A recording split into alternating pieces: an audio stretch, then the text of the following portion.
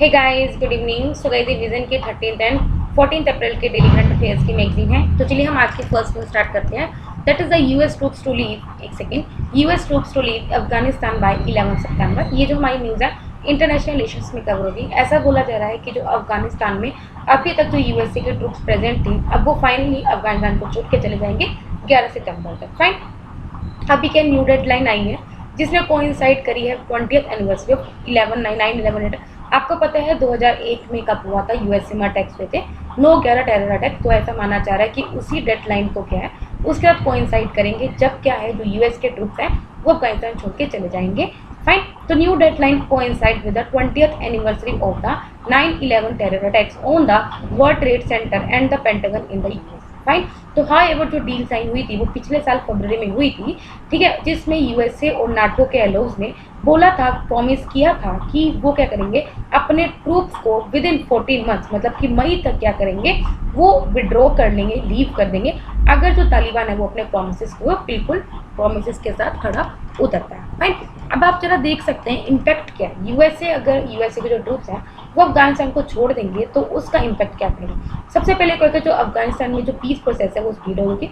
इससे पहले तालिबान ने ऐसे बोला था कि वो अभी तक वो किसी भी समिट को अटेंड नहीं करेगा अफगानिस्तान के फ्यूचर को, क्यों, जो भी हर साल होता है, due to be held in Turkey later this month until all foreign forces leave the earth. में सिंपल बात ये है, इसने बोला था, तालिबान ने बोला था कि जब तक सभी फॉरेन की जो फोर्सेस हैं इस कंट्री को छोड़ नहीं देती तब तक वो अफगानिस्तान के फ्यूचर के लिए रिगार्डिंग कोई भी समिट होता है उसको अटेंड नहीं करेगा। ठीक है, तो अब ऑफकोर्स अभी ये जब छोड़ देंगे तो तालिबान भी अटेंड करेगा। उसके अलावा कुछ ऑब्जर्वर्स हैं, उन्होंने कंक्लूड करा कि जो विड्रॉल है कहीं ना कहीं क्या करेगा, कुछ जो सोशल, पॉलिटिकल, ह्यूमैनिटेरियन गेन्स मिलेंगे। फाइन, इसके अलावा इंडिया पे क्या इम्पैक्ट करेगा। Taliban arrival on the centre stage will put India's economic interest at stake in Afghanistan. ठीक है, अब इससे क्या होगा, इंडिया के जो इकोनॉमिक इंटरेस्ट हैं वो अच्छे हो सकते हैं।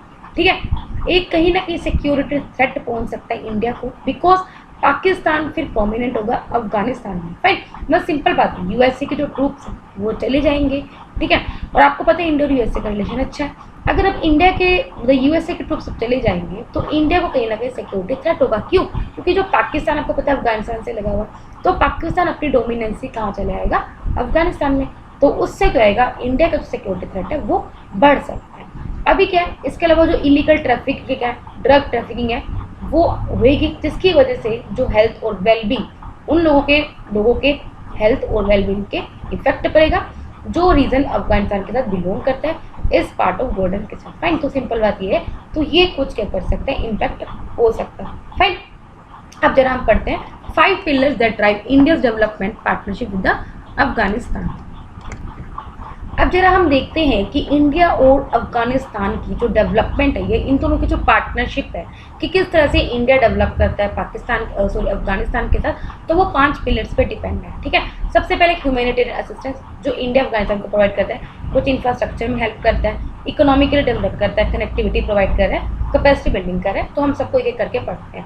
ह्यूमैनिटेरियन असिस्टेंस देखिए तो नियर अबाउट इंडिया में 5.5 मिलियन टन ऑफ वीट इन अफगानिस्तान को सप्लाई करता है। इसके अलावा एक Indira Gandhi institute of child health है जिसके अंडर 400 बेड का हॉस्पिटल है, जो क्या करता है, अफगानिस्तान में क्या करता है, लोगों को हेल्थ बीइंग प्रोवाइड करता है, well being of the children all across the country. Infrastructure अगर देखा जाए तो इंडिया क्या करता है, 218 किलोमीटर की रोड बना रहा है, कहाँ से, जारान से लेकर दिलाराम तक, so that easily goods and services को पहुंचाया जाए ईरान बॉर्डर पे। 220 किलोवाट का एक डीसी ट्रांसमिशन लाइन लगा रखे, कहाँ से, पूले कुमरी से लेकर काबुल तक, सब स्टेशन एट चिमटाला। इसके अलावा इंडिया अफगानिस्तान का फ्रेंडशिप डैम है जो सलमा डैम है, और न्यू अफगान पार्लियामेंट भी बनाया जा रहा है। इकोनॉमिकली का डेवलप देखें तो इंडिया ने क्या करा है, प्राइवेट इन्वेस्टमेंट करा है अफगानिस्तान में through the India Afghan trade investment show 2017 में। इसके अलावा ऑलरेडी इंडिया ने 116 high impact community development project start किए हैं अफगानिस्तान के 31 स्टेट्स में। फाइन, तो ये आपको पता होना चाहिए। कनेक्टिविटी अगर देखा जाए, छाबा और पोर्ट डेवलप कर रहे हैं, डायरेक्ट एयर फेयर कॉरिडोर बना रहे हैं कितने, बिटवीन इंडिया एंड अफगानिस्तान, जो 2017 में एस्टेब्लिश हुआ। कैपेसिटी बिल्डिंग कैसे करें, मोर देन हम ऑलरेडी जो 3500 जो अफगान स्टूडेंट्स हैं उनको वेरियस ट्रेनिंग प्रोग्राम्स के अंडर उनको हम क्या कर रहे हैं, ट्रेनिंग प्रोवाइड कर रहे हैं। 1000 स्कॉलरशिप हम एटलीस्ट अफगानिस्तान के बच्चों को 1000 स्टूडेंट को एटलीस्ट स्कॉलरशिप प्रोवाइड दे रहे हैं पर एनम, जो अफगानिस्तान से बिलोंग करते हैं। Under Indian Council for Cultural Relations. इसके अलावा 500 जो Indian technical and economic cooperation slots हैं जो अफगानिस्तान को हम देते हैं annually to strengthen its administration and government. Fine, तो ये कुछ जो कैपेसिटी मतलब कि इंडिया और अफगानिस्तान के रिलेशन है जो आपको पता होना चाहिए। नेक्स्ट है infant toddler and the care keeper friendly neighbourhood training and capacity building programme. देखो ये जो न्यूज़ हमारी सोशल इश्यूज में कवर होगी आइदर इन GS1 और GS2। फाइन, देखो गाइस अब सबसे पहले हमें पढ़ते हैं जो प्रोग्राम है उसको लॉन्च किसके द्वारा किया गया, launch by the National Institute of Urban Affairs in partnership with the Bernard one clean foundation. Fine, अब सबसे पहले आप ये देख सकते हो कि ये है क्या, national Institute of Urban affairs. इसको 1976 में एस्टेब्लिश किया गया था। Ministry of housing and urban affairs एक फीमेल इंस्टीट्यूट है, स्पेशली किसके लिए, इंडिया में जो अर्बन सेक्टर है उनकी रिसर्च और कैपेसिटी बिल्डिंग के लिए। ये जो इंस्टीट्यूशन है इसका काम किस लिए है, सो दैट वो कमिटेड है अपने जो सस्टेनेबल डेवलपमेंट गोल्स हैं उनके एफर्ट्स मतलब जो हमने अचीव करने 2030 तक उनके अचीव करने के जो अपने एफर्ट्स हैं उनको क्या कर सके, हम अलाइन कर सकें through all its initiatives and programme. ठीक है, अब ये NULP that is the National Urban Learning Platform, ये भी हम पढ़ते हैं। फाइन, तो अभी हमने पढ़ा कि ये प्रोग्राम को लॉन्च इसमें किया गया national Institute of Urban affairs ने किसके साथ पार्टनरशिप करके, बर्नार्ड वन लीयन फाउंडेशन। इसमें क्या होगा, जो सिटी ऑफिशियल्स हैं, जो यंग प्रोफेशनल्स हैं, उनको ट्रेन किया जाएगा कि किस तरह से हम क्या कर सकते हैं, यंग चिल्ड्रन है जिन बच्चों की उम्र 0 से 5 साल तक की है उनको डेवलप कर सकते हैं और family friendly neighbourhoods with in cities को डेवलप कर सकते हैं। ट्रेनिंग को डिलीवर किया जाएगा through well structure certified courses including training modules जो प्रोवाइड किए जाएंगे online through national Urban Learning platform. अब जब हम इस प्लेटफॉर्म के बारे में पढ़ रहे हैं, ये भी ministry of housing and urban affairs के अंडर है। ठीक है, ये as a means of digitally consideration की स्किल एंड नॉलेज है required by the urban city. Fine, next news है India European Union to resume formal free trade agreement talks in the month. Fine, ये जो news है again हमारी economy में cover हो सकता है। इंडिया और यूरोपियन क्या करेगा, दोनों में जो फ्री ट्रेड एग्रीमेंट है उनमें जो टॉक्स चल रही थी उनको रेज्यूम करेगा। ये नेगोशिएशन मतलब बातचीत होगी फ्री ट्रेड एग्रीमेंट के, ये मई 2013 से क्या बंद है। ठीक है, हाईवर ये जो बात हुई थी स्टार्ट जून 2007 में हुई थी लेकिन बंद हो गई थी मई 2013 में। तो अभी ये रेज्यूम होने वाली है कब, इस साल मई में। ठीक है, इश्यूज़ क्या है, यूरोपियन यूनियन की क्या डिमांड है, यूरोपियन यूनियन डिमांड करती है कि जो ऑटोमोबाइल जो भी या फिर ऑटोमोबाइल पर जो ड्यूटी लगती है उसे थोड़ा कम करना चाहिए इंडिया को। वाइन्स, आपको पता है सबसे ज़्यादा वाइन्स आते हैं वो यूरोपियन से आती हैं, वाइन स्पिरिट्स वगैरह इन पे भी जो टैक्स लगता है उसको थोड़ा कम करना चाहिए। स्ट्रॉन्ग इंटेलेक्चुअल प्रॉपर्टी डिजाइन होना चाहिए क्योंकि आपको पता है इंटेलेक्चुअल प्रॉपर्टीज होती हैं उनको आप क्या करते हो, स्टोर करते हो। फाइन, तो उसके लिए जो मतलब कि स्ट्रॉन्ग होना चाहिए, लाइक इंडिया कभी यूज़ ना करे इतना ईजिली। और इंडिया जो डाटा लोकल, आप देखते हो कि इंडिया डाटा लोकलाइजेशन से रिलेटेड कितनी पॉलिसीज़ बनाते हैं तो उसको कुछ रिलैक्स करना चाहिए। फाइन, इंडिया की क्या डिमांड है, इंडिया डिमांड करता है डाटा सिक्योर स्टेटस पे because data is a new air. तो वो डाटा इंडिया के IT सेक्टर के लिए बहुत ज़्यादा इंपॉर्टेंट है।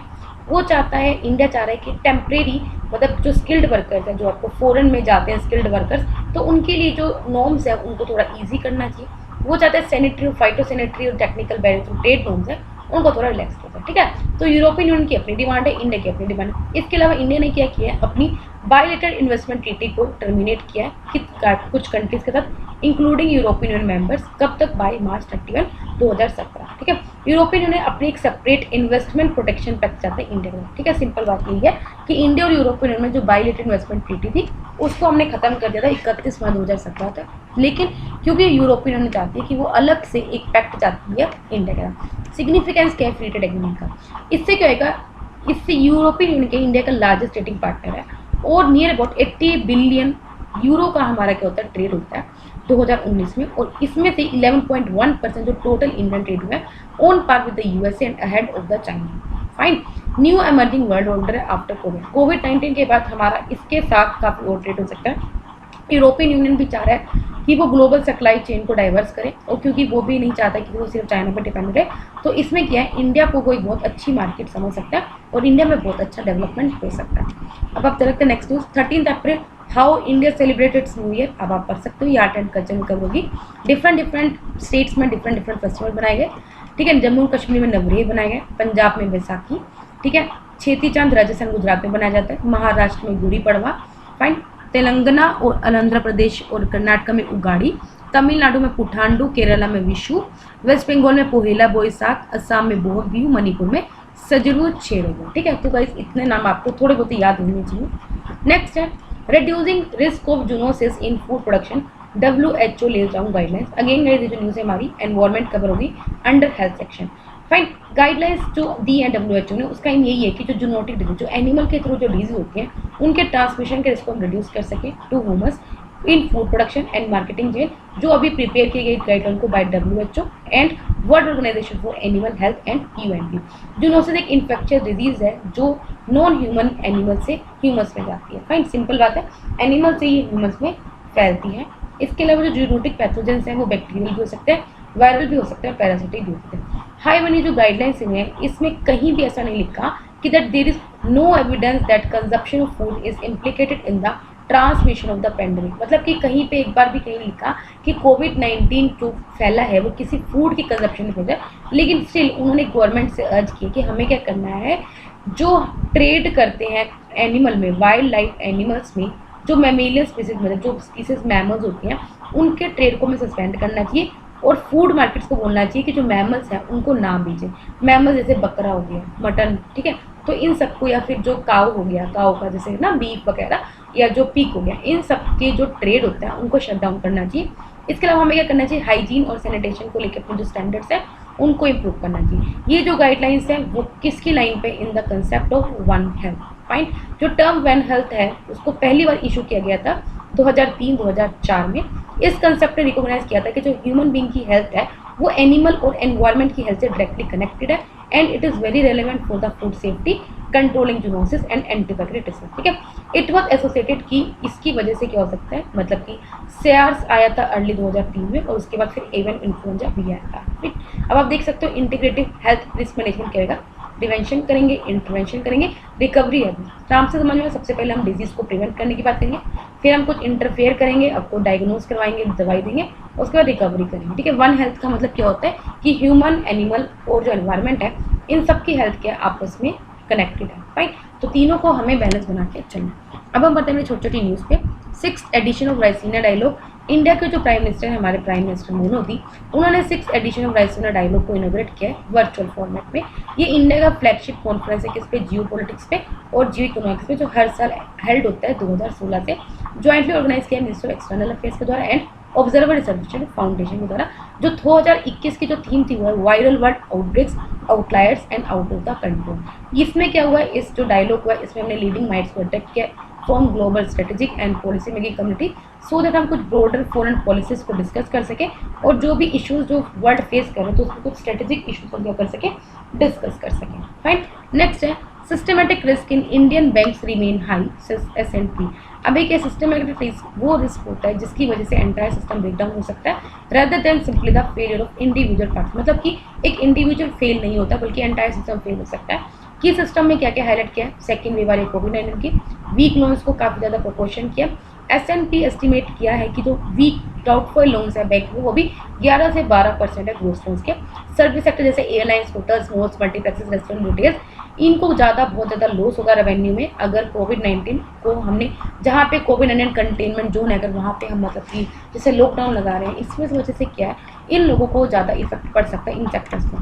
ई-शांता क्या है, ई-शांता एक इलेक्ट्रॉनिक मार्केट प्लेस है जो आपको प्लेटफॉर्म प्रोवाइड करेगा सो दैट हम जो एक्वा फार्मर्स हैं उसको एक्सपोर्टर्स को आपस में कनेक्ट कर सकें। अभी क्या जो हमारी union minister of commerce and industry है उन्होंने इस पोर्टल को वर्चुअली इनॉग्रेट किया, that is a electronic solution for augmenting NaCSA farmers trading aquaculture.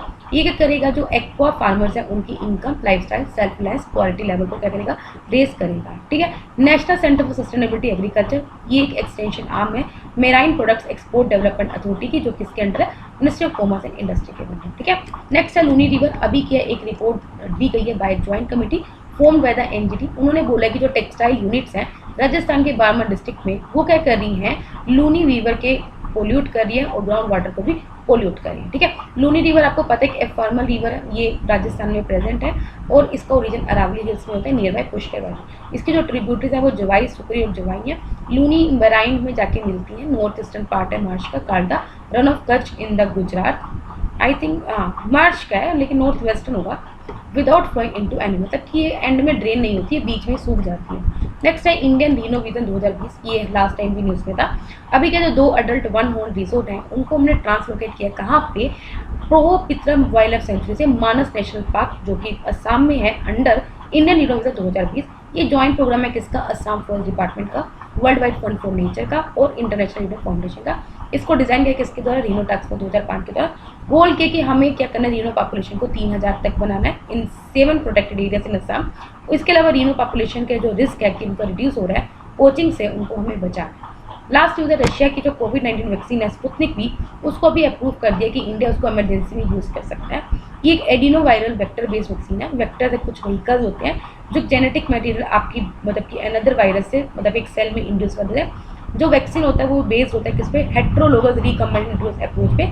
ये करते हैं वायरस वीकेंड वायरस को यूज़ करता है सो दैट वो इम्यून सिस्टम को डेवलप कर सके, जैसे सीरम इंस्टीट्यूट ऑफ इंडिया का कोविशील्ड करता है।